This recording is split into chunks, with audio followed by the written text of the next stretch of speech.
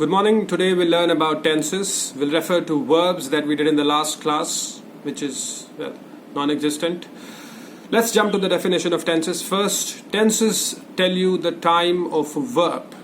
Essentially, they tell you the time the action took place. Consider these examples. When I say I think, that's the present tense. I thought, the past, and I will or I shall think is the future tense. So the most commonly known tenses to us are the present tense, the past tense, and the future tense. Today we'll dig a bit deeper and understand 4 more subcategories of each tense, which makes it 12 tenses in all. We have 4 tenses for present, 4 for past, and 4 for the future. Let's begin with the present tense first. Present tense tells you the action that takes place right now, that is taking place right now, or that has taken place right now. Consider examples. When I say I think, or I speak, or I teach, so the action is taking place right now. Consider the first category of a present tense, that is the simple present tense. How we'll go about it is I'll tell you a grammatical structure that you have to adhere to, and then I'll tell you the applicability or the usage of it. Alright? Simple present tense, right? The structure that you have to use. Subject plus first form of the verb, or the simple form of the verb, or the base form of the verb as it's called. Examples: I think, I go, they study, they listen, they swim, they dance. Right? The applications of the simple present tense. It is used to state universal facts or scientific truths. Consider an example. The earth rotates on its axis. The earth revolves around the sun. The sun rises in the east. Water boils at 100 degrees Celsius. So if you look at all facts and truths, they shall be in the simple present tense. Right? The second usage of it is regular actions or habitual actions. So if someone asks me what do I do, so I'd say I teach. I teach regularly, perhaps every week or every fortnight or every day for that matter. If someone asks me what do I play golf. I play golf regularly. So the frequency is regular, and hence the tense to be employed is the simple present tense. Come to the third usage of simple present tense, that is commentary in sport. Commentary in sport grammatically shall be in the simple present tense, so it shall always be, if we consider cricket, Bhuvaneshwar throws the ball to Dhoni and Dhoni whips the bail. It shall not be Bhuvaneshwar is throwing the ball to Dhoni and Dhoni is whipping the bails. Grammatically, it shall be in the simple present tense.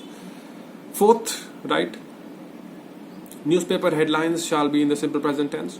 So if you read newspapers avidly, you would know that all the headlines shall strictly be in the simple present tense. So it's always PM Modi visits Israel, or Mamata Banerjee becomes the Chief Minister of West Bengal, or TMC wins the Legislative Assembly elections of West Bengal, or the Election Commission conducts the election in West Bengal, Puducherry, Kerala, and Tamil Nadu. This is for the first kind of present tense. Let's move to the second one now. It says the present perfect tense. Write the structure first. It is subject plus has or have, depending on the subject verb concord that we did earlier. Like verbs, both are non-existent, right? So subject plus has or have plus third form of the verb, or the past participle form of the verb. Consider an example. I have done my work.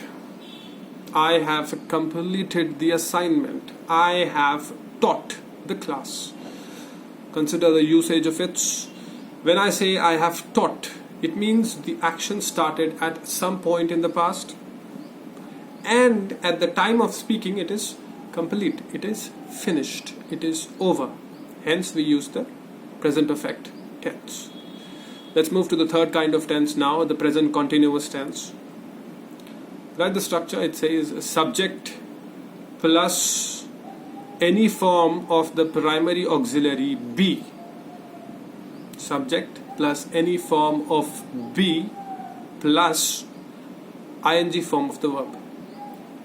Consider an example. I say I am teaching, or I am talking, or I am going, they are studying. Write the usage.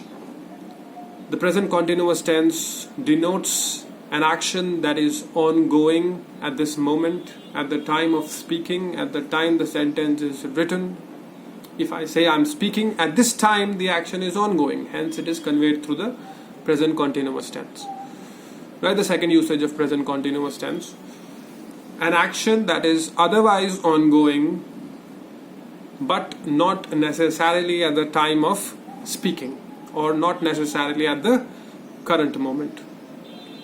Consider an example. If someone asks me what am I reading right now, I'd say I'm reading the Satanic verses, or I'm reading Becoming, or I'm reading some other novel. I'm not reading at that time as I answer the question, but I'm reading otherwise, regularly, or for the last 7 days I have been reading. Hence we use the present continuous tense. Let's come to the last kind of present tense, that is the present perfect continuous tense. Write the structure first. It says subject plus has or have, depending on the subject verb agreement, plus been, that is B-E-E-N, plus ing form of the verb. Consider an example. If I say I have been waiting for you for the last 10 years, that's a long time, but I have been waiting for you. So what it denotes is an action that started in the past, sometime in the past, is going on at the present as well, and will perhaps continue in the future as well. Past perfect tense told you an action that started in the past, but at the time of speaking it is complete. But past perfect continuous, as the name suggests, tells you an action that started in the past and at the present is continuing or ongoing. She has been playing badminton for the last 10 years. So she played for the last 10 years. She is still a player of badminton.